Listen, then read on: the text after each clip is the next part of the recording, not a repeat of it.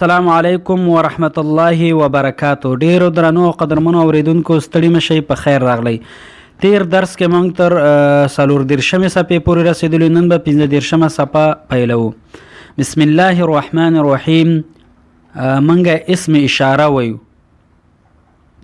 چې اشاره په عربي ژبه کې موږ څنګه کولی شو، د مذکر لپاره څنګه کولی شو، همدارنګه د مؤنث لپاره.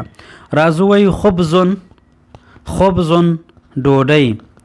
دا څنګه موږ اشاره کوو، ورته وایو چې هذا خبزن، دا ډوډۍ ده.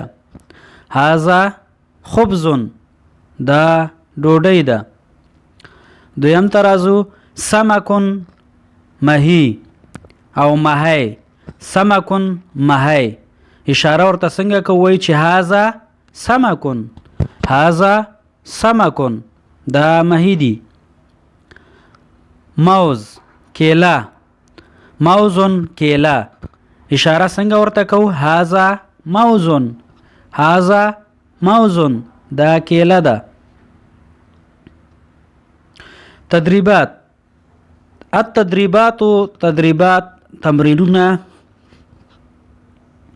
تدریب الاول لومړی تمرین، سوق بازار، لحم غوښه، سمکن مهی، د مهی غوښه او مهی، دجاجن چرګ، جزارن قصاب، خبزن ډوډۍ، حلیبن شیدې، جبنن پنیر، بیدن هګۍ، برتقالن مالټې، تفاحن مڼه، موزن کیله، جزرن زردکه، خيار بادرنګ، طماطم رومیان، بطاطس کچالو، بصل پیاز.